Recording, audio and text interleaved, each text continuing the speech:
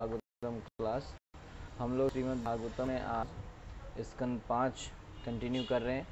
स्कंद 5 अध्याय 14 श्लोक संख्या 9 से आगे।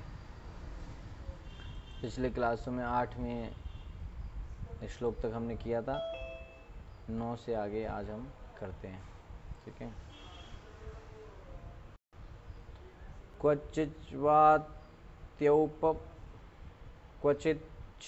वात्या औपम्यया प्रमदया आरोहम् आरोपिता तत्काल रजसा रजनीभूत इव असाधु मर्याद रजवल अक्षा अपि दिक् देवता अतिरजा वलमति न विजानाति। क्वचित कभी चा भी वात्या औपम्यया बवंडर के सदृश प्रमदया सुंदर स्त्री रमणी आरोहम आरोपित यौन सुख के लिए अंक में बिठाई गई तत्काल रजसा तत्क्षण भोगेच्छा से रजनीभूत रात्रि का अंधकार इव सदृश असाधु मर्यादा सत्पुरुषों के समुचित आदर से रहित रजवल अक्षा आंखों में रजोगुण की धूल पड़ने से अंधी अपि भी दिक् देवता दिशाओं के देवता यथा सूर्य तथा चंद्र अतिरजा वलमति आसक्ति से पराजित बुद्धि ना विजानाती नहीं जान पाता कि चारों दिशाओं के देवता उसके अविवेकी यौनाचार को देखते हैं। अनुवाद एवं तात्पर्य कृष्ण कृपा श्री मूर्ति अभय चरणारविंद भक्ति वेदांत गोस्वामी महाराज श्रील प्रभुपाद जी के द्वारा। श्रील प्रभुपाद की जय। कभी कभी यह बद्ध आत्मा धूल के बवंडर से अंधे के समान स्त्री की सुंदरता को देखता है जिसे प्रमाद कहा जाता है। इस प्रकार से अंधा होकर वह सुंदर स्त्री की गोद में जा बैठता है। उस समय उसके विवेक पर भोगेच्छा विजय पाती है। इस प्रकार वह वासना से प्रायः अंधा हो जाता है और काम जीवन के समस्त नियमों का उल्लंघन करने लगता है। उसे यह ज्ञान ही नहीं रह जाता कि उसके इस उल्लंघन को अनेक देवता देख रहे हैं। इस प्रकार वह भवितव्य दंड को देखे बिना अर्धरात्रि में अवैध यौन सुख का आनंद लेता है। भगवत गीता में कहा गया है, धर्मा विरुद्धो भूतेषु कामो अस्मि भरतर्षभा। यौनाचार की अनुमति केवल संतान उत्पन्न करने के लिए दी जाती है, विषय सुख के लिए नहीं। वंश समाज तथा विश्व के कल्याण हेतु उत्तम संतान उत्पन्न करने के लिए ही स्त्री प्रसंग किया जा सकता है, अन्यथा यह धार्मिक जीवन के विधि विधानों के विपरीत है। भौतिकतावादी मनुष्य को विश्वास नहीं होता कि प्रकृति में प्रत्येक वस्तु नियमित है, और वह यह नहीं समझ पाता कि यदि वह कोई त्रुटि करता है तो विविध देवता उसके साक्षी स्वरूप रहते हैं। प्राणी अवैध यौनाचार का आनंद लेता है और कामांध होने के कारण यह सोचता है कि उसे कोई देख नहीं रहा, किंतु श्री भगवान के दूत इसे अच्छी तरह देखते रहते हैं। फलस्वरूप वह प्राणी अनेक प्रकार से दंडित होता है। आजकल इस कलयुग में अवैध यौन संपर्क के कारण अनेक गर्भ रह जाते हैं और कभी कभी तो गर्भपात भी कराए जाते हैं। इन पापमय कर्मों के साक्षी हैं श्री भगवान के दूत। जो पुरुष तथा स्त्री ऐसी स्थिति उत्पन्न करते हैं, उन्हें भविष्य में प्रकृति के कठोर से कठोर नियमों के अनुसार दंडित किया जाता है। दैवी ही ऐसा गुणमयी मम माया दुरत्तया। अवैध कामाचार कभी भी क्षमा नहीं किया जा सकता है, और वे जो इस कुकृत्य में लिप्त रहते हैं उन्हें जन्म जन्मांतर दंडित किया जाता है। भगवत गीता में इसकी पुष्टि हुई है। आसुरीम योनिम अपन्ना मूढ़ा जन्मनि जन्मनि माम प्राप्यैव कौन्तेय ततो यान्त्यधमाम गतिम। हे अर्जुन, जन्म जन्म आसुरी योनि को प्राप्त होकर वे मूढ़ मुझको कभी प्राप्त नहीं होते और फिर सर्वाधिक अधम गति में जा गिरते हैं।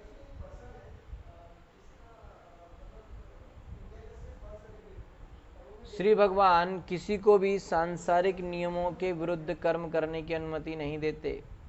फलतः अवैध कामाचार जन्म जन्मांतर दंडित है। अवैध यौनाचार से गर्भाधान होता है और इन अवांछित गर्भाधानों के फलस्वरूप गर्भपात कराया जाता है। जो इन पापों में लिप्त होता है वह अगले जन्म में भी इसी प्रकार दंडित होता है। इस तरह वे मनुष्य भी अगले जन्म में अपनी माता के गर्भ में प्रविष्ट होते हैं और उसी प्रकार से वध कर दिए जाते हैं। कृष्ण भावनामृत के दिव्य पद पर रहकर इनसे बचा जा सकता है। कृष्ण भावनामृत के दिव्य पद पर रहकर इनसे बचा जा सकता है। इस तरह मनुष्य पापपूर्ण कर्म नहीं करता। कामुक इच्छाओं के कारण अवैध कामाचार सबसे बड़ा पाप है। जब कोई रजोगुण से युक्त होता है तो उसे जन्म जन्मांतर दुख भोगना पड़ता है। क्वचित सकृत अवगत विषय वे तथ्य स्वयं पर अभिध्यानेन बिभ्रंसति स्मृति तया एव मरीचितोय प्रायान तान एव अभिधावति। क्वचित कभी सकृत एक बार अवगत विषय वे तथ्य इंद्रिय तृप्ति पाने की निरर्थकता से सचेष्ट रहकर स्वयं स्वतः पर अभिध्यानेन स्वयं की देहात्म बुद्धि से विभ्रंशित विनष्ट स्मृति जिसकी स्मृति तया उसके द्वारा एव निश्चय मरीचितो या मृग तृष्णा का जल प्रायान के सदृष्टान उन इंद्रियों को एव निश्चय अभिधावती के पीछे दौड़ता है। बद्ध जीव कभी स्वतः सांसारिक विषयों का निरर्थकता स्वीकार कर लेता है तो कभी वह भौतिक दुख सुखों को दुखपूर्ण मानता है। फिर भी अपनी उत्कट देहात्म बुद्धि के कारण उसकी स्मृति विनष्ट हो जाती है और वह पुनः पुनः भौतिक सुखों के पीछे वैसे ही दौड़ता फिरता है जैसे मरुस्थल में मृग मरीत्विका के पीछे मृग।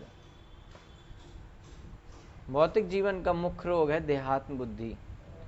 भौतिक कर्म में बारंबार भ्रमित होकर बद्ध जीव अल्प काल के लिए भौतिक सुखों को नश्वर मान लेता है। कभी कभी ऐसा होता है कि थोड़ा बहुत उसको लगने लगता है कि भौतिक सुख सब बेकार है, नश्वर है, किंतु पुनः वह वैसा ही करने लगता है। भक्तों की संगति से मनुष्य भौतिक नश्वरता के प्रति आश्वस्त हो जाता है। कई बार ऐसा होता है कि व्यक्ति काम में और अपनी भौतिक चीज़ों में कई बार भ्रमित हो जाता है, परेशान हो जाता है, तो उसको लगता है सब बेकार है, सब छोड़ो यार।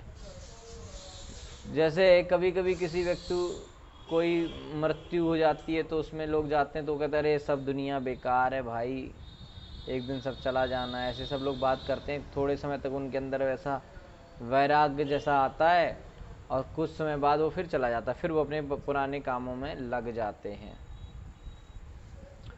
तो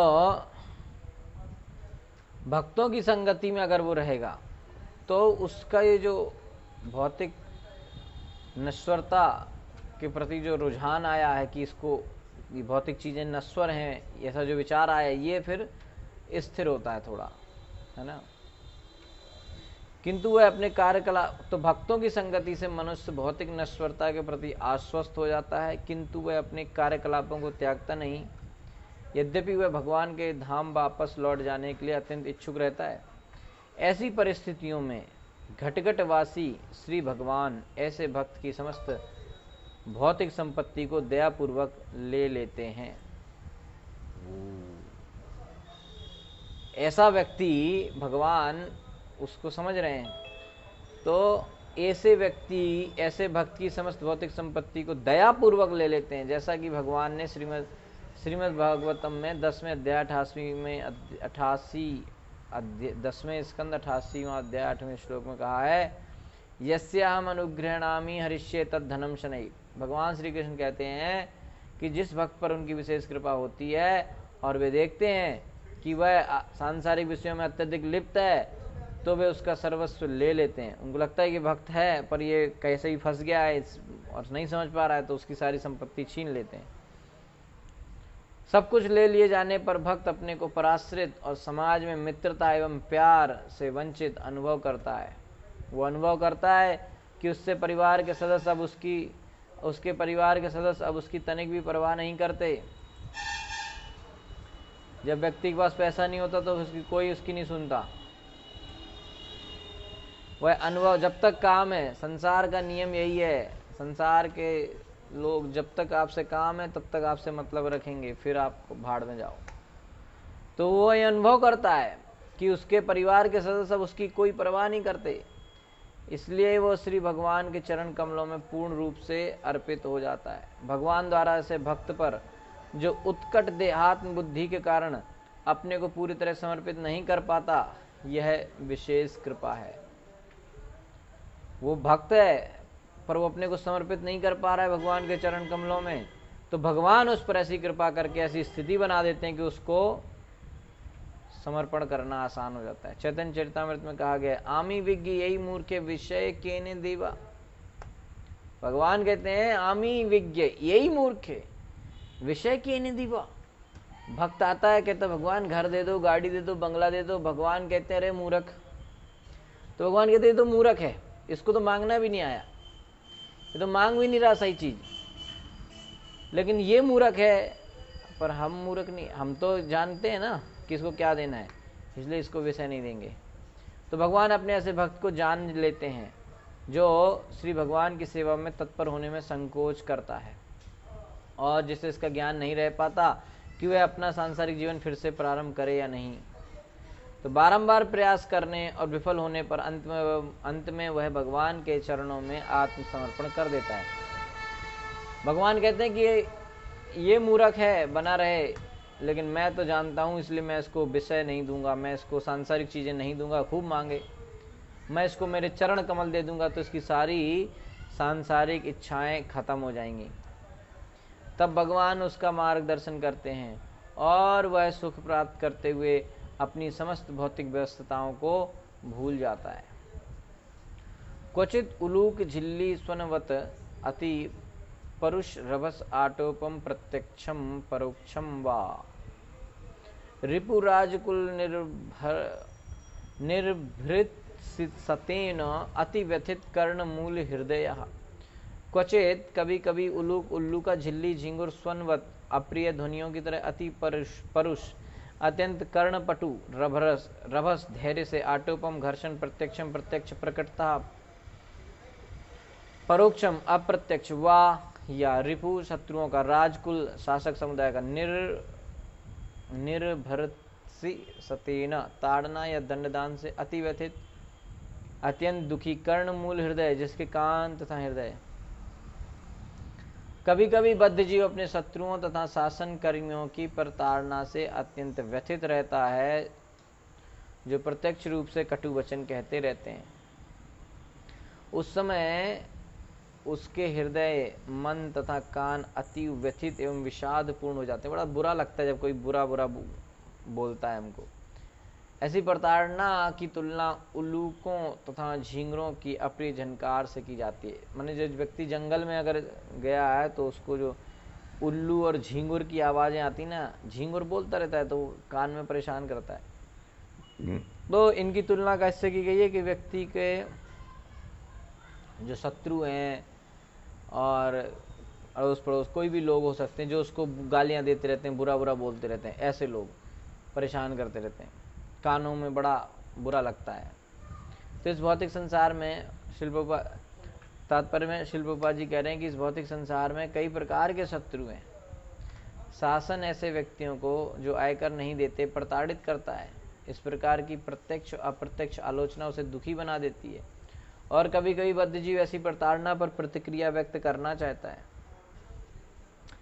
किंतु दुर्भाग्यवश वह कुछ भी कर पाने की स्थिति में नहीं होता। क्या करेगा? शासन की तरफ से कोई दंड आ गया, कुछ ना कुछ आता रहता है, किसको दोष देंगे?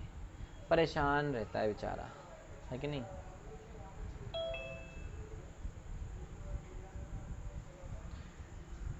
सा यदा दुग्ध पूर्व सुकृत तदा कारस्कर काकतुंड आदि अपुण्य द्रुमलता विष उदपानवत उभय अर्थ शून्य द्रविड़ान जीवत मृतान स्वयं जीवत म्रियमाणा उपधावति।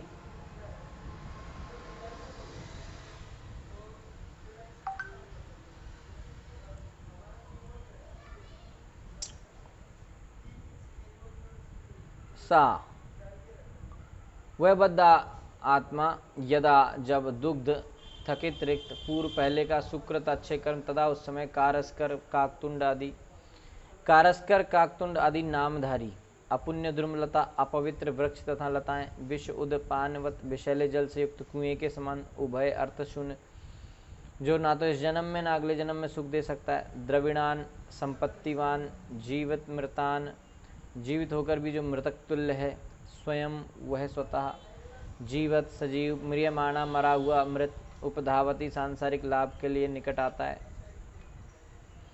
पूर्व जन्मों में पवित्र कर्मों के कारण बद्धात्मा को इस जीवन में भौतिक सुविधाएं प्राप्त होती हैं, किंतु इनके समाप्त हो जाने पर वह ऐसी संपदा तथा धन का सहारा लेता है जो ना तो इस जीवन में ना ही अगले जीवन में उसके सहायक होते हैं।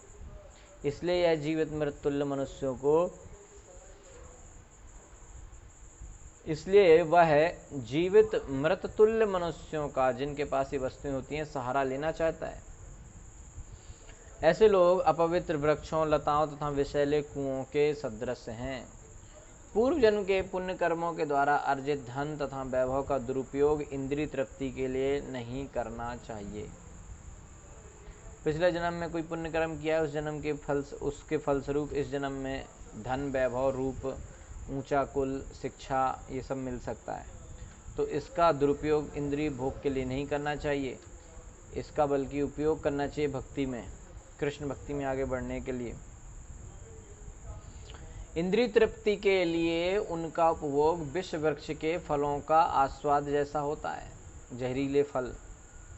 ऐसे कर्मों से बद्धजीव ना तो इस जन्म में ना ही अगले जन्म में किसी प्रकार लाभान्वित होता है।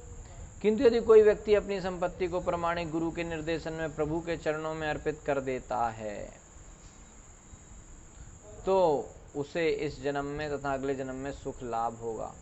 यदि वह ऐसा नहीं करता है तो वह वर्जित सेव का आस्वादन करता है, जिससे वह स्वर्ग से वंचित रह जाता है। इसलिए श्री कृष्ण ने उपदेश दिया है कि मनुष्य को चाहिए कि वह अपनी संपत्ति उन्हें समर्पित कर दे। यत् करोसि यदस्नासि यज्जुहोसि ददासि यत् तपस्यसि कौन्तेय तत्कुरुस्व मद अर्पणम। हे कुंती पुत्र, तुम जो भी कर्म करते हो, जो कुछ भी यज्ञ में हवन में आहुति देते हो, स्वाहा करते हो, जो कुछ हवन या दान करते हो, जो तपस्या करते हो, वह सब कैसे करो? तद कुरुस्व मद अर्पणम, मुझे अर्पण करते हुए करो। भगवान ने गीता में कहा, जो भी करो वो कृष्ण को अर्पण करते हुए करो।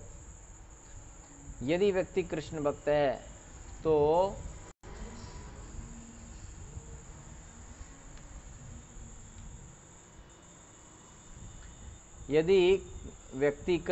है तो पूर्व पुण्य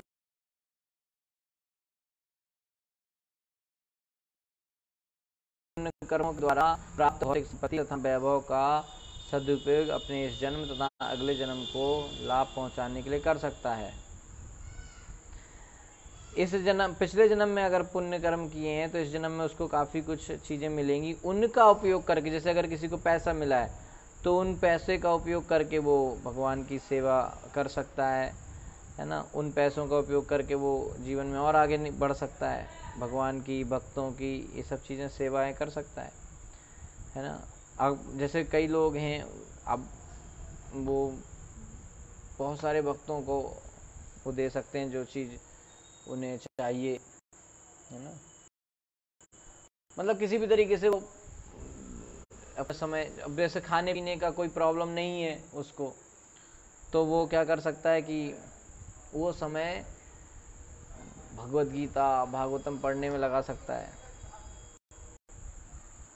कि नहीं। तो ये सब चीजें होती हैं। तो यही किया गया कि पिछले जन्म में अर्जित चीजों का सदुपयोग करना चाहिए इस जन्म में भक्ति में आगे बढ़ने के लिए। उसको, जैसे कोई व्यक्ति के पास पैसा ज्यादा है तो फिर वो उस पैसे का दुरुपयोग कर रहा है, गलत कामों में खर्च कर रहा है ना। उसको लगता है कि मेरे कोई जरूरत नहीं है, तो अगर वही पैसे से वो भगवान के लिए मंदिर बना सकता है, भगवान की चीजों को करा सकता है कि नहीं। बड़े बड़े विद्यालय, भागवत विद्यालय बनवा सकता है कि लोग भगवत गीता, भागवत पढ़ें, कर सकता है। तो श्रील प्रभुपाद जी कह रहे हैं कि उसे अपनी न्यूनतम आवश्यकता से अधिक धन नहीं रखना चाहिए और यदि उसके पास आवश्यकता से अधिक धन हो तो उसे चाहिए कि वह इस अतिरिक्त धन को भगवान की सेवा में अर्पित कर दे। जरूरत से ज्यादा हो तो उसे भगवान की सेवा में लगा दे। इससे बद्ध जीवात्मा यह संसार तथा श्री कृष्ण प्रसन्न होंगे और यही इस जीवन का उद्देश्य है। सभी लोग प्रसन्न होंगे। एकदा असत प्रसंगात निकृतमति वैदिक श्रोता स्खलनवत उभयता अपि दुखदम पाखंडम अभियाति। एकदा कभी कभी असत प्रसंगात अभक्तों के संसर्ग से जो वैदिक नियमों के विरुद्ध हैं और अनेक धार्मिक संप्रदायों को जन्म देते हैं, निकृतमति जिनकी बुद्धि इस निम्न स्तर तक पहुंच चुकी होती है कि भगवान के अस्तित्व को नकारते हैं, वैदिक स्रोतः प्रचुर जल से रहित नदियों में स्खलनवत कूदने के समान, उभयता दोनों ओर से, अपि यद्यपि दुखदायी, पाखंडम निरीश्वरवादी मार्ग पाखंड अभियाति अनुसरण करता है। कभी कभी इस संसार अटवी में अपने कष्टों से मुक्ति पाने के लिए बद्धजीव पाखंडियों के सस्ते आशीर्वाद प्राप्त करते हैं। बाबा हो गए और ये सब फालतू के लोग, तब उनके संपर्क से उसकी मति भ्रष्ट हो जाती है। यह उथली नदी में कूदने के समान ही है। इसका परिणाम यही होता है कि उसका सिर फूट जाता है। उथली नदी में कूदा, ज्यादा गहरी थी नहीं, कूदा वो सिर फूट जाएगा। इस प्रकार वह गर्मी से प्राप्त दुखों को शांत करने में समर्थ नहीं होता तथा दोनों ओर से उसकी हानि होती है। उसको लगा गर्मी लग रही, नदी में कूद जाए हम, ठंडक मिल जाए, और नदी में गहराई थी नहीं, बिल्कुल उतला था, तो कूदा और सिर नीचे पत्थर में फट गया, डबल नुकसान हो गया। गर्मी से तो फायदा हुआ नहीं, सिर और फूट गया। तो ये पाखंडी तांत्रिकों वगैरह के पास जाना ऐसा ही है। ये दिग्भ्रमित बद्ध जीव यह दिग्भ्रमित बद्ध जीव तथा कथित साधुओं एवं स्वामियों की भी शरण में जाता है जो वेद विरुद्ध उपदेश देते हैं, किंतु इनसे उसे ना तो वर्तमान में और ना भविष्य में ही लाभ प्राप्त होता है। आत्म साक्षात्कार के लिए धोखेबाज अपने मार्ग बनाते हैं। कुछ भौतिक लाभ के लिए इन कपटी सन्यासियों और योगियों से सस्ते आशीर्वाद प्राप्त करने के लिए बद्धजीव उनकी शरण में जाता है, किंतु उसे ना तो आध्यात्मिक ना ही भौतिक लाभ प्राप्त होता है। इस युग में ऐसे अनेक धूर्त हैं जो जादू तिलिस्म दिखाकर ठगते हैं। कुछ तांत्रिक विद्या करके, कुछ मंत्र करके, कुछ तो भी जादू वादू दिखा के और साधारण पब्लिक को वो लोग ठगते रहते हैं। वे अपने अनुयायियों को चमत्कृत करने के लिए सोना तक बनाते हैं, सोना, और उनके अनुयायी उन्हें देवता मान बैठते हैं। कलयुग में इस प्रकार की ठगी का बोलबाला है। विश्वनाथ चक्रवर्ती ठाकुर ने सच्चे गुरु का वर्णन इस प्रकार किया है।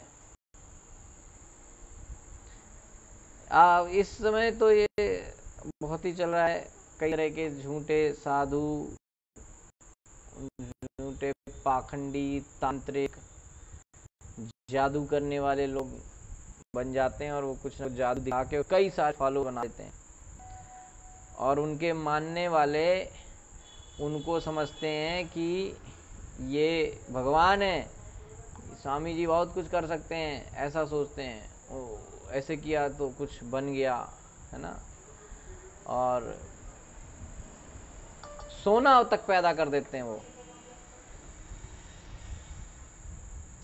सोना चांदी सब बनाते हैं। लोग कहते अरे क्या क्या कर दिया, कुछ चमत्कार कर दिया, है ना, हमारे देखते देखते स्वामी जी ने ये बड़ा चीज निकाल दिया, ऐसे करके।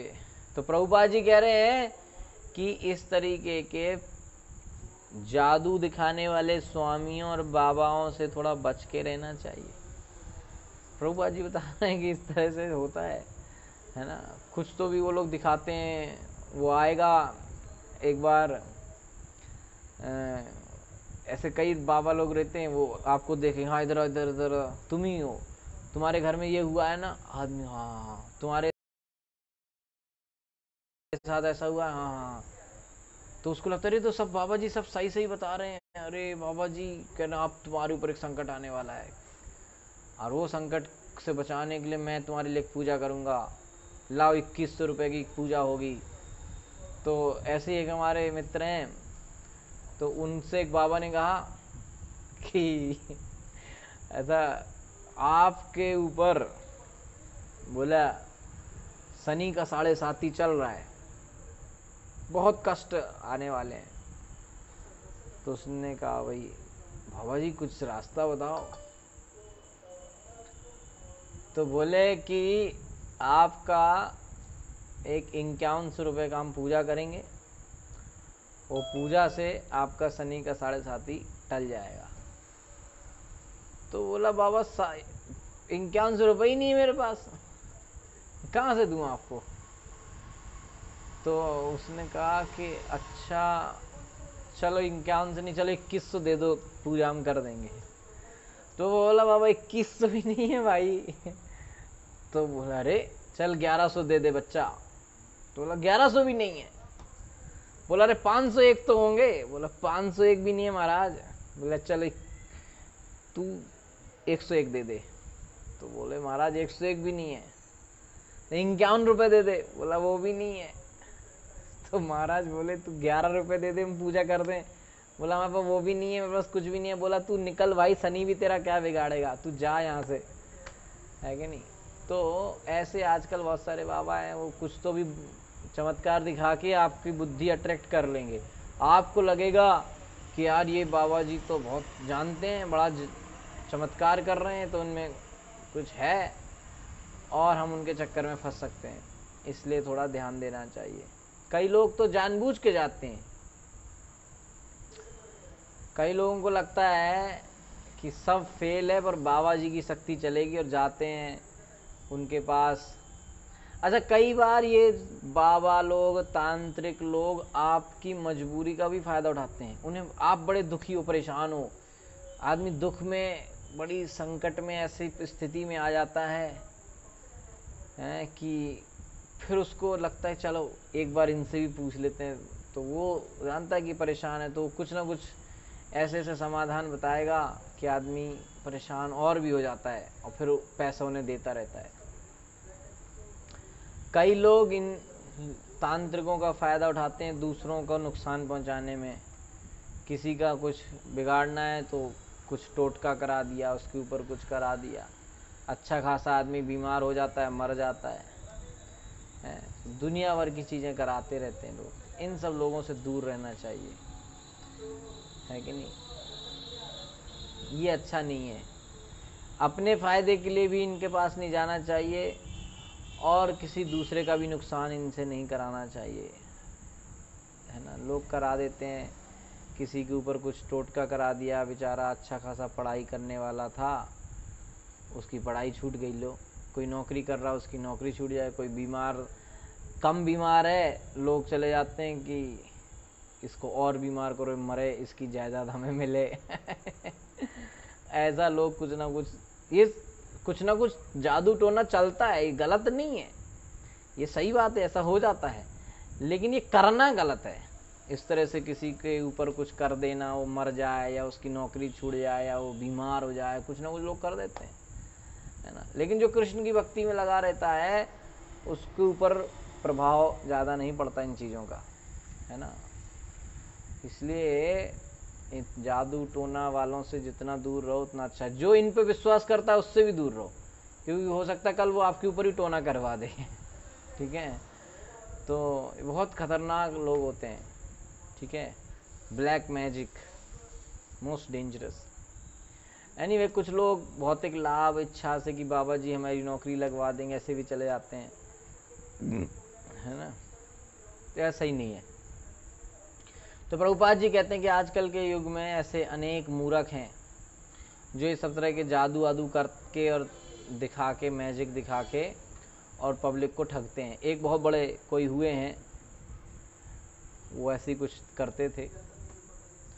तो एक जादूगर हुआ है, मतलब वो जादूगर ही है, उसको दुनिया जानती कि ये मैजिशियन है ना, फेमस मैजिशियन।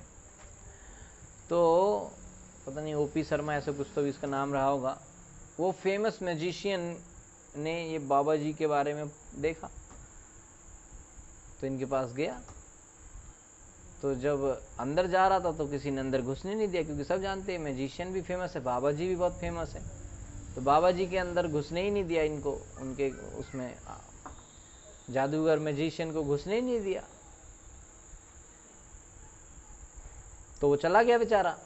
फिर वो भेष बदल के आया कि उसको कोई पहचाने ना कि वही फेमस मैजिशियन है। तो वो भेष बदल के आया, तो जैसे सारी पब्लिक बाबा जी के पास जाती है, ऐसी वो भी चला गया। तो वो पहुंचा उसके सामने, बाबा जी ने यूं हाथ घुमाया, ले लड्डू, उसने भी हाथ घुमाया, उसने पेड़ा बाबा जी गुलाब जामुन निकाले, वो रसगुल्ला निकाल दिया, ले। बाबा जी को बड़ा गुस्सा आया। बाबा जी ने और बड़ी चीज निकाली, उसने और बड़ी चीज निकाल दिया हाथ से। वो तो बाबा जी ने कहा कि तुम कौन हो, क्योंकि तो भेष बदल के बैठा था मैजिशियन। तो बाबा जी ने कहा कौन हो तुम? तो वो मैजिशियन बोला मैं वही हूं जो तुम हो, पर मैं कह के जादू दिखाता हूं, तुम लोगों को धोखा दे रहे हो। मैं तो कह रहा हूं कि मैं जादू दिखा रहा हूं, लेकिन तुम लोगों को धोखा दे रहे हो। और वास्तव में वो मैजिशियन और ये बाबा जी ने दोनों ने एक ही व्यक्ति से मैजिक सीखा रहा होता है। इसलिए मैजिशियन को पता था कि ये अपना साथ में सीखने वाला जादूगर, ये तो बाबा बन गया, जादू का यूज गलत कर रहा है ना, इसलिए वो आया था। तो ये सब लोगों से थोड़ा दूर रहना चाहिए। ये सब लोग अपने फॉलोवर को कुछ इस तरह का चमत्कार दिखा के कुछ सोना पैदा कर देते। प्रभुपाद जी कह रहे सोना तक बना देंगे, तो उनके जो फॉलोवर होते हुए वो कहते यही देवता हैं, ये सच्चे देवता। तो कलयुग में प्रभुपाद जी बता रहे हैं कि कलयुग में इस प्रकार के धोखा देने वाले लोगों का बड़ा बोलबाला है। अच्छा, पब्लिक भी थोड़ी ऐसी ही है, पब्लिक भी उसी को मानती है जो चमत्कार दिखाता है। चमत्कार को नमस्कार, है ना। जो सीधी सादी आपको शास्त्र की बात बताएगा साफ साफ ये सही है, उसकी बात कोई नहीं सुनेगा। जो थोड़ा जादू वादू दिखाएगा, कुछ तो भी करे हैं, तो उसकी बात मानेंगे। तो जब आप सस्ता चीज चाहते हो तो आपको सस्ती चीज ही मिलेगी, है ना। रोल गोल्ड की दुकान में भीड़ रहती है, डायमंड की दुकान में जितने खरीदने वाले नहीं होते उससे ज्यादा बेचने वाले रहते हैं, है ना। डायमंड की दुकान में कोई भीड़ नहीं रहती, इसका मतलब ये नहीं कि डायमंड बेकार चीज है, पर उसकी खरीदने के लिए वो वैल्यू, वो कीमत कोई नहीं दे पाता, इसलिए वहां भीड़ कम है। इसीलिए जो अच्छा साधु है उसकी बात मानने के लिए, उससे कृपा पाने के लिए कीमत ज्यादा देनी पड़ती है। त्याग, सेवा, विनम्रता, ये सब कीमत है। सुनना पड़ता है, विनम्र होना पड़ता है। नहीं कह रहे स्वामी जी थोड़ा ये लो पैसे, इतना हम आपका ये करवा देंगे, कृपा कर दो, ये करो दो, ऐसा कुछ नहीं, है ना। बोले मैं तो चाय पीता हूँ, दारू पीता हूँ, सब करता हूँ, कोई बात नहीं, सब कृपा हो जाएगी, ये लो, ऐसा नहीं। पब्लिक भी, एक्चुअली प्रभुपाद जी ने कहा है कि जो the society is filled with cheaters and the cheated। Actually में जो व्यक्ति धोखा खाना चाहता है उसी को धोखा मिलता है ना। जैसे किसी ने कहा आपको, मतलब आप कोई चीज शॉर्टकट कर रहे हो तो वहां धोखा होगा। जैसे आपको कोई फोन करके कहे कि भैया आपको हम, आपके ये लॉटरी लग गई है, ये हो गया, तो वो आदमी खुश हो जाता है, अरे फ्री में पैसा मिल रहा है, तो फ्री मिल रहा है तो माने फंसेगा। तो जो आदमी चीप चाहता है तो उसको चीप थिंग ही मिलेगी, चीप मेंटेलिटी लोगों को, है ना। बिना मेहनत के कोई चाहता है कि हम कुछ बड़ा मिल जाए, तो उसको हो सकता है फर्जी लोग ही मिलेंगे, है ना। विश्वनाथ चक्रवर्ती ठाकुर वो कहते हैं, संसार दावान ललिढलोका त्राणाय कारुण्य घना घनत्वं प्राप्तस्य कल्याण गुणानवस्या वंदे गुरो श्री चरणारविंदम। मनुष्य को चाहिए कि वह ऐसे गुरु की शरण में जाए। कैसे गुरु की शरण में जाए? ऐसे गुरु की शरण में जाए जो इस भौतिक जगत की जलती अग्नि को शमित कर सके। किंतु मनुष्य चाहते हैं कि वे ठगे जाएं। व्यक्ति खुद चाहता है कि कोई उसको धोखा दे, इसलिए वे जादू दिखाने वाले योगियों और स्वामियों के पास जाते हैं, किंतु इससे भौतिक जीवन के कष्टों में कमी नहीं आती। यदि सोना बना सकना ही ईश्वर बनने का मानक हो तो वे इस संपूर्ण विश्व के स्वामी श्री कृष्ण की शरण में क्यों नहीं जाते, जहां अनंत स्वर्ण राशि है। अगर सोना हाथ कोई सोना बना देता है तो वही देवता है, तो कृष्ण ने जितना सोना बनाया है उतना तो किसी ने नहीं बनाया। तो इसी माध्यम से कम से कम वो कृष्ण के पास जा सकता है। तो जैसा कि पहले कहा जा चुका है कि सोने का रंग स्फुरदीप्ति या पीतमल के तुल्य है, अतः सोना बनाने वाले गुरुओं के चंगुल में न आकर जड़ भरत जैसे भक्त की शरण में जाना चाहिए। जड़ भरत ने रघुगण महाराज को ऐसी शिक्षा दी कि वे देहात्म बुद्धि से मुक्त हो गए। ऐसे गुरु के पास जाना चाहिए जो आपको देह बुद्धि से ऊपर उठा दे। मैं शरीर हूँ, शरीर से जुड़े लोग मेरे हैं, मेरा घर, मेरा देश, मेरा ये सब जो मैं और मेरा के चक्कर से जो आपको बाहर निकाले, वो वास्तविक में गुरु है। झूठे गुरु की शरण में जाकर कोई कभी प्रसन्न नहीं रह सकता। श्रीमद् भागवतम 11:3-21 में जिस प्रकार के गुरु का वर्णन है उसे ही स्वीकार करना चाहिए। तस्मात् गुरुम प्रपद्येते जिज्ञासु श्रेय उत्तमम। जीवन में सर्वोच्च लाभ की जिज्ञासा के लिए प्रामाणिक गुरु की शरण में जाना चाहिए। छोटा छोटा आलतू फालतू चीज़ों के लिए गुरु के पास जाने की कोई ज़रूरत नहीं है। वो मेरा बिजनेस नहीं चल रहा, मेरे लिए पूजा करवा दो गुरुजी। वो मेरी शादी नहीं हो रही, गुरुजी आप शादी करवा दो। गुरुजी की खुद नहीं हुई, तुम्हारी क्या करवा दें। है ना। तो इस होता है भाई, गुरुजी का खुद बिजनेस नहीं चल रहा, गुरुजी तो दूसरा काम कर रहे हैं, आपको बिजनेस क्या चलाएंगे वो। तो ऐसे चीजों के लिए गुरु के पास नहीं जाना चाहिए। किस चीज के लिए गुरु के पास जाना चाहिए? श्रेय उत्तमम, द अल्टीमेट बेनिफिट, है ना। अल्टीमेट बेनिफिट के लिए जाना चाहिए। क्या है, बिजनेस बढ़ाना है तो किसी बिजनेस कोच के पास जाओ ना, वो आपको सिखाएगा। विवेक बिंद्रा जी हैं, वो सिखाते हैं बड़ा business.com, कैसे बड़ा बिजनेस बनेगा, उनके पास जाओ, है ना। तो आप, वो भी भगवत गीता सिखाते हैं, लेकिन समस्या तो ये है। तो जो है भागवतम हमको बता रहा है, तस्मात् गुरुम प्रपद्येते जिज्ञासु श्रेय उत्तमम। हमें जो जीवन का अल्टीमेट लक्ष्य है, कृष्ण की प्राप्ति, भगवत धाम की प्राप्ति, उसके लिए गुरु के पास जाना चाहिए, है ना। ये क्या छोटी छोटी चीज़ों के लिए। बहुत सारे लोग जाते हैं, गुरुजी वो पड़ोसी बहुत परेशान करता है, कुछ कर दो। वो मेरी बहू बहुत परेशान करती है, वो मेरी सास बहुत परेशान करती है, वो ये है वो है, तो मेरे घर के सामने ट्रैफिक जाम लगा रहता है। कई तरह की समस्या लेकर लोग आ जाते हैं, है ना। वो मेरी नौकरी नहीं लग रही कई साल से। गुरुजी खुद नौकरी छोड़े बैठे हैं, वो तुम्हारी नौकरी क्या लगेगी। एनीवे, तो हमको सोचना चाहिए कि हम गुरु के पास जा रहे हैं तो उद्देश्य क्या है।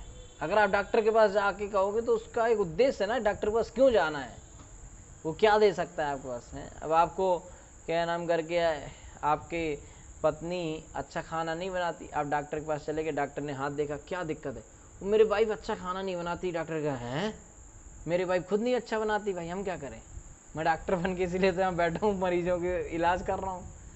तो आप जिसके पास जा रहे हो तो सोचो वो देता क्या है, तब तो हिसाब की चीज मांगो, है कि नहीं। तो एक बार एक हमारे प्रभु जी हैं केरल में, तो वो पढ़े लिखे नहीं है, ठीक है। इस्कॉन में बहुत सारे पढ़े लिखे लोग हैं, बीटेक, एमटेक, एमबीबीएस, एमबीए सब हैं, लेकिन ऐसा नहीं कि सिर्फ वही हैं, अनपढ़ लोग भी हैं, गांव के लोग भी हैं, हर तरह के लोग हैं। तो वो प्रभु जी हैं, वो हर प्रोग्राम में जाते हैं, बहुत बढ़िया भजन गाते हैं, कीर्तन करते हैं, मृदंग बजाते हैं, बहुत बढ़िया, बड़े विनम्र हैं, पढ़ाई लिखाई कुछ नहीं किया, ठीक है। तो बहुत बढ़िया, वो भक्त भी बहुत अच्छे हैं, सबसे बड़े हंस के बात करते हैं बड़ा। तो एक दिन एक माता जी अपने बच्चों को लेके आई, बोले प्रभु जी आप हमारे बच्चे पर कृपा करो, हमारे बच्चे का 12वीं का एग्ज़ाम का रिजल्ट आने वाला है, तो आप उस पर कृपा करो, बढ़िया फर्स्ट डिवीज़न आ जाए। तो प्रभु जी बोले मैं कभी 12वीं तक गया ही नहीं, मैं 5वीं पास नहीं कर पाया, आप मुझसे क्या आशीर्वाद मांग रहे हो, है कि नहीं। तो जो जिसके पास है, गुरु के पास है ज्ञान वैराग्य भक्ति, वो मांगो तो वो दे। आदमी इतनी मेहनत करके गुरु जी के पास तक पहुंचता है और उनसे मांगता वो चीज है जो वो देंगे ही नहीं। वो देने के लिए, वो रिजल्ट बनाने के लिए थोड़ी गुरुजी बने हैं, क्या वो हम सबका रिजल्ट पास करवाते हैं वो आप भक्ति सिखाने के लिए गुरु हैं, तो भक्ति मांगो तो भक्ति मिले, है कि नहीं। तो जो उसके पास, जो जिसके पास जो है वही तो देगा, है कि नहीं। तो एक बहुत ही फेमस क्रिकेट स्टार, उनके साथ एक महाराज जी एक ही फ्लाइट में जा रहे थे, महाराज जी भी और वो फेमस क्रिकेट स्टार भी उसी फ्लाइट में जा रहा था। बाद में जब उतरे तो देखा कि महाराज जी जा रहे हैं, तो वो क्रिकेट स्टार गया, बोला महाराज जी लाओ मैं आपका बैग पकड़ लेता हूँ। तो बोले नहीं नहीं नहीं कोई दिक्कत नहीं, मैं अपने आप ले जाऊँ। नहीं नहीं कुछ सेवा हमें करने दो, आप हम पर कृपा करो। तो ज़बरदस्ती ज़्यादा किया तो महाराज ने कहा चलो भाई। तो वो महाराज जी को बैग लेके एयरपोर्ट के बाहर तक छोड़ दिया। अगले दिन बेचारे का कैरियर चौपट हो गया। अगले दिन पूरे न्यूज़ में आ गया कि बेचारा मैच फिक्सिंग में फंस गया है, तो वैरागी बन गया, अगले दिन सारा चला गया। तो महाराज जी ने कृपा ऐसे, मतलब जिसके पास जो है तो वही तो मिलेगा, ज्ञान वैराग्य भक्ति, ठीक है। तो ऐसे गुरु का वर्णन इस प्रकार है, शाब्दे परे च निष्णातम। ऐसा गुरु ना तो सोना बनाता है ना बातें बनाता है प्रभुपाद जी कह रहे हैं कि वास्तविक जो गुरु है वो ना सोना बनाएगा ना बातें बनाएगा, वो वैदिक ज्ञान से ओतप्रोत होता है, वो ज्ञान की बात करता है। शाब्दे परे च निष्णातम वैदेश्य सर्वम अहमेव वेद्या, वो सांसारिक दोषों से सर्वथा मुक्त होता है और श्री कृष्ण की सेवा में पूर्णता समर्पित होता है। ये है गुरु जी का। तो यदि ऐसे गुरु के चरण कमल की धूल प्राप्त हो सके तो उसका जीवन सफल हो जाता है। कृष्ण की सेवा के लिए सब कुछ छोड़ के भगवान कृष्ण की सेवा में समर्पित हो गया है, ऐसे व्यक्ति की अगर हमें चरण की धूल मिल गई तो हमारा जीवन धन्य हो सकता है। अन्यथा वह इस जीवन में और अगले जीवन में भी भ्रमित रहता है, नहीं तो परेशान रहेगा, है कि नहीं। यदा तू पर बाधया अंध आत्मने न उपनमति तदा ही पितृपुत्र बहिष्मता पितृपुत्रान वा सह खलु भक्ष्यति। यदा जब तू, किंतु दुर्भाग्यवश पर बाधया अन्य सबों का शोषण करते हुए भी अंधा आत्मने अपने स्वयं के लिए न उपनमति हिस्से में नहीं आता, तदा तब ही निश्चय रूप से पितृपुत्र पिता या पुत्रों का बहिष्मता तृणवत तुच्छ पितृपुत्रान पिता अथवा पुत्रों को वा अथवा सा वह बद्ध जीव खलु निस्संदेह भक्ष्यति कष्ट पहुंचाता है। बद्ध जीव जब अन्यों का शोषण करते रहने पर भी इस भौतिक संसार में अपना निर्वाह नहीं कर पाता, दूसरों का शोषण करने के बावजूद भी उसका निर्वाह नहीं हो रहा, तो वह अपने पिता या पुत्र का शोषण करने का प्रयास करता है। दुनिया का शोषण करता है फिर भी उसका नहीं चल रहा है, तो अपने घर वालों का, अपने पिता अपने पुत्र का शोषण करने का प्रयास करता है और उसकी संपत्ति हर लेता है, भले ही वे अति महत्वहीन क्यों न हो। मतलब एक एक ये बिल्कुल भागवतम में बिल्कुल सत्य बात लिखी है। एक हमारे जानने वाले हैं, वो बता रहे थे कि एक व्यक्ति ने इसी बात, मतलब 1 फुट की जगह थी और वो दूसरे व्यक्ति के लिए यूजलेस है, उसका कोई यूज भी नहीं है, वो कर भी नहीं सकता यूज, मतलब ऐसे कोना फंसा हुआ है, ऐसे कोना, और उस कोने में 1 फुट ज्यादा निकल गया तो उसको दिक्कत हो गई। तो भी ये लिखा है कि वो महत्वहीन चीज है फिर भी वो परेशान करेंगे, है कि नहीं। और घर वालों के भी, भाई भाई में झगड़ा, वो उसकी दूसरे की प्रॉपर्टी को लेके बैठा है, अगला व्यक्ति उसकी मदद कर रहा है लेकिन ये भाई साहब उसका ही नुकसान करने पर तो ले हुए, ये संसार है, ठीक है। तो यहाँ भागवत में भी वो सही बात लिखी है कि जब वो दुनिया भर को धोखा दे के शोषण करने से उसका पेट नहीं भरा तो परिवार वालों का शोषण करने लगता है। ले अपने भाई, अभी सबका बर्बाद कर रहा था, मैं अपने भाई का ही बर्बाद करता हूँ, ले तेरा धंधा भी नहीं चलने दूंगा। मतलब भागवतम में हर चीज लिखी रहती है। तो कह रहे हैं कि वो उसकी संपत्ति हर लेता और भले वे अति महत्वहीन क्यों न हो, यदि वह पिता पुत्र या किसी अन्य संबंधी की संपत्ति प्राप्त नहीं कर पाता तो यह उन्हें सभी प्रकार के कष्ट देने के लिए उद्यत हो उठता है। अगर या तो वो उनकी संपत्ति ले लेगा जबरदस्ती, अपने भाई की, अपने पिता की या रिश्तेदार की हड़प लेगा, और नहीं ले पा रहा है तो फिर परेशान करेगा। जैसे नहीं ले पा रहा, मान लो 2 भाई हैं, अगल बगल में घर है, अब वो उसके घर धीरे धीरे थोड़ा थोड़ा ले लिया, अब पूरा नहीं ले पा रहा तो फिर ऐसे काम करेगा कि वो बर्बादी हो जाए बगल वाला है, कुछ ना कुछ ऐसा करता रहेगा। मतलब यही लिखा है यहाँ पे कि वो ऐसे काम, या तो संपत्ति हरण करेगा जबरदस्ती, नहीं कर पा रहा है तो उनको कष्ट देगा, कुछ ना कुछ ऐसा करता रहेगा कि वो परेशान हो बेमतलब में। कलयुग है क्या करें। तो एक बार प्रभुपाद जी बता रहे हैं कि एक बार हमने सचमुच एक दुखी मनुष्य को अपने निर्वाह हेतु अपनी पुत्री के आभूषण चुराते हुए देखा है। प्रभुपाद जी कह रहे हैं कि वो अपने निर्वाहन के लिए अपनी बेटी के गहने चुरा रहा था एक आदमी, बताओ, है ना। ऐसे ऐसे लोग हैं अपन, मतलब ऐसा कहा गया है, अब आधुनिक स्तर से थोड़ा नहीं हम देख रहे हैं, पर शास्त्र में ऐसा कहा गया है कि बेटी का धन या बेटी के घर की चीज को नहीं लेना चाहिए, है ना, है ना। वो भी था ऐसे एक भजन सा नहीं था पुराने किसी फिल्म में, रामचंद्र कह गए सिया से ऐसा कलयुग आएगा, हंस चुगेगा दाना तुनका, कौआ मोती खाएगा, ऐसे था एक, ठीक है। तो उसमें एक लाइन आती है कि कलयुग के लक्षण का उसमें थोड़ा वर्णन है, कुछ हद तक ठीक भी है, कि बात बात में माता पिता को बेटा आंख दिखाएगा, है ना, और कैसा कन्यादान पिता ही बेटी का धन खाएगा, ऐसा कलयुग आएगा, है ना। कन्यादान क्या खाएगा, कन्यादान, जब कन्यादान तो छोड़ दो, वो बेटी का धन उल्टा खाएगा, है ना। तो कन्यादान का मतलब दान में दिया है, यानी कि अब दान में दी गई चीज का, जैसे अगर किसी को आपने कोई चीज गिफ्ट कर दी, है ना, अब जैसे आप किसी के बर्थडे पार्टी में गए और आपने उसको कोई चीज गिफ्ट में दी, अब आपको उससे क्या मतलब, वो उस चीज का क्या कर रहा है ना। आप रोज थोड़ी फोन करके उसको पूछोगे भाई मैंने दिया था वो सही रखा है नहीं रखा, नहीं सही से रखोगे तो मैं वापस ले आऊंगा, ऐसे नहीं, है ना। तो दान में दी, वास्तव में जो चीज आप दान में दे देते हो उस पर फिर आपका अधिकार नहीं रह जाता। तो कन्यादान का सिस्टम हमारे समाज में है, कन्यादान में दे दिया तो दे दिया बस, है ना। तो ये सब अभी प्रभुपाद जी कह रहे हैं कि वो अपने निर्वाह के लिए कन्या का, अपनी बेटी का धन खा रहा है, मतलब अपनी बेटी को कष्ट में डाल रहा है अपने फायदे के लिए। ये देखो, ये कलयुग है कि नहीं। तो एक अंग्रेजी कहावत है, प्रभुपाद जी यहाँ लिख रहे हैं कि स्वार्थ जो है वो अंधा होता है।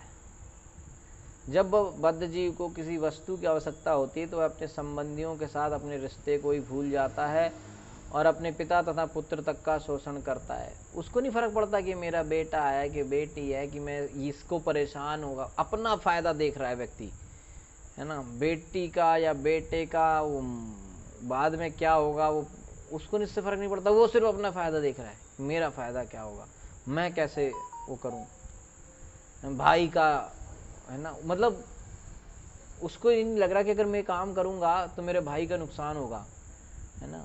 तो उसको कोई फर्क नहीं पड़ रहा, क्यों, उसको सिर्फ अपना स्वार्थ दिख रहा है ना। जब स्वार्थ हो जाता है आदमी के उस पे तो आदमी अंधा हो जाता है ना। तो एक हमारे जानने वाले उनके भाई ने, उन्होंने अपने भाई का मदद किया कि उसको चलो कुछ बिजनेस करवा देते हैं, पैसा वैसा दे के, जगह भी दे के उसका बिजनेस बनाया।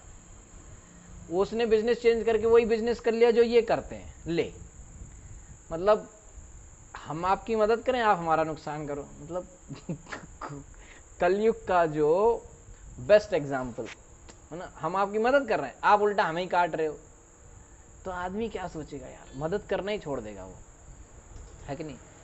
तो इसी तरीके से फिर लोगों का विश्वास उड़ जाता है।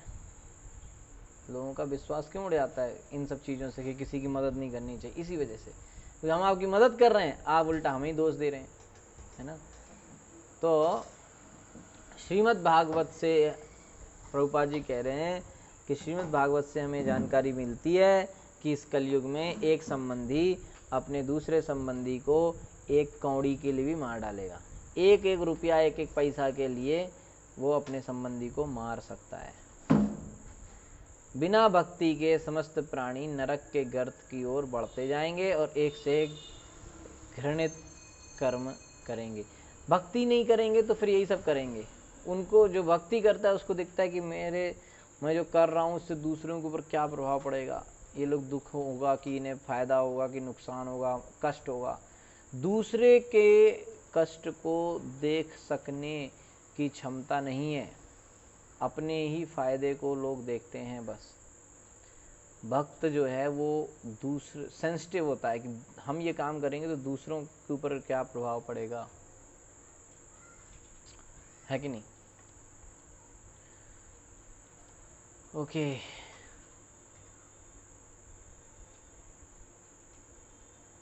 तो ओके, एक श्लोक और देख लेते हैं, लास्ट छोटा सा, ठीक है। क्वचित आसाद्य गृहम दाववत प्रिय अर्थ विधुरम असुख उदरकम शोक अग्निना दह्यमाना भृशम निर्वेदम उपगच्छति। क्वचित, कभी कभी, आसाद्य, अनुभव करके, गृहम, गृहस्थाश्रम को, दाववत, दावाग्नि तुल्य, प्रिय अर्थ विधुरम, किसी लाभप्रद प्रयोजन के बिना, असुख उदरकम, अधिकाधिक दुख ही प्रतिफलित होता है, शोक अग्निना, शोक की अग्नि से, दह्यमान, संतप्त होकर, भृशम, अत्यधिक, निर्वेदम, निराशा, उपगच्छति, प्राप्त करता है। इस संसार में गृहस्थ आश्रम दावाग्नि के तुल्य है। दावाग्नि माने संसार में लगी जंगल में लगी आग। जंगल में कैसे आग लगती है, जंगल में आग कोई लगाने नहीं जाता, अपने आप लगती है पेड़ों की रगड़ से। लेकिन वो आग जब लगती है तो इतनी भीषण लगती है, तेज लगती है कि मिनट के अंदर वो फैल जाती पूरे जंगल में, और फिर फैलती ही जाती है, और फिर उसको कोई नहीं बुझा सकता, कोई फायर ब्रिगेड, कोई पानी, कुछ नहीं बुझा सकता। उसको बुझाने का एक ही मात्र तरीका है कि ऊपर से भगवान बारिश कर दें। तो जंगल की आग के समान इस गृहस्थ आश्रम को बताया गया है। इसमें तनिक भी सुख नहीं है और मनुष्य क्रमशः अधिकाधिक दुख में उलझता जाता है। अच्छा, जब जंगल की आग लगती है तो सारे जानवर उसमें भागने का प्रयास करते हैं, लेकिन सबसे पहले जो मरता है वो है सांप, क्योंकि सांप है रेंगने वाला जानवर। तो जैसे ही आग लगती है जंगल में, सब नीचे पत्ते सूखे पड़े रहते हैं, तो झरझरा के आग फैल जाती। तो सांप को ईर्ष्या वाला बताया गया है। मैंने जो ईर्ष्या, जो दूसरों से जलने वाले लोग हैं, ऐसा कहा गया है कि जो दूसरों से जलता है वो हो सकता है उसको अगले जन्म में सांप बनना पड़े। दूसरों के जलना, दूसरों के सुख से उन्हें कष्ट होता है, दूसरे को सुखी नहीं देख सकते। तो जो ईर्ष्या वाला है उसके सबसे पहले वो मरता है ना। तो गृहस्थ आश्रम भी संसार जंगल की आग के समान है, और इसमें सबसे ज्यादा परेशान वही रहता है जो दूसरों की वैभव, दूसरों के सुख को देख के जलता है। अरे इसका घर बड़ा क्यों बन रहा है, उसको यही टेंशन है, तो हमेशा दुखी रहता है। क्योंकि सब लोग उन्नति करते हैं थोड़ा बहुत, तो सभी करते ही हैं, तो वो इसी से दुखी रहता है, दूसरों के सुख को देख के वो दुखी रहता है। पारिवारिक जीवन में चिरंतन सुख के लिए कुछ भी अनुकूल नहीं होता। गृहस्थ आश्रम में रहने के कारण बद्धजीव पश्चाताप की अग्नि से संतप्त रहता है। कभी कभी वह अपने को अभागा मानते हुए कोसता है, तो कभी वह कहता है कि पूर्व जीवन में शुभ कर्म न करने के कारण ही वह कष्ट का भागी बन रहा है। इस तरीके से वो अपने आप को कोसता रहता है, अरे मैंने पिछले जन्म में कौन से पाप किए कि इतना सब मुझे झेलना पड़ रहा है, अरे मैंने कोई पाप किए होंगे इसलिए तुमसे शादी हो गई। ऐसे लोग बोलते हैं गृहस्थ में जाने। तो संसार दावा नललीड लोकात्राणाय कारुण्य घना घनत्वम, श्री विश्वनाथ चक्रवर्ती ठाकुर गुरु अष्टक में बता रहे ये सांसारिक जीवन सही अर्थों में दावानल के समान है, जंगल में लगी आग के समान। तो जंगल की आग किसी के लगाए बिना लगती है। इसी प्रकार इस संसार में सभी सुखी रहना चाहते हैं, किंतु इससे भौतिक जीवन के कष्टों की वृद्धि होती है। हर आदमी ट्राई कर रहा है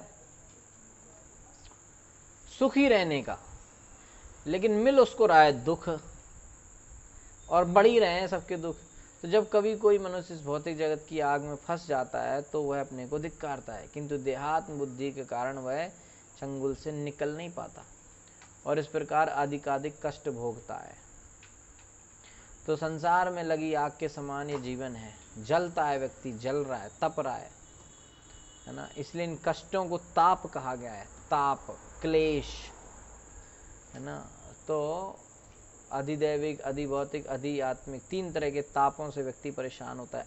अब एक है जो अपने शरीर, अपने मन के कारण हमें कष्ट मिल रहे हैं। कोई व्यक्ति ने कुछ ज्यादा खा लिया, वो परेशान है ना, बीमार हो रहा है।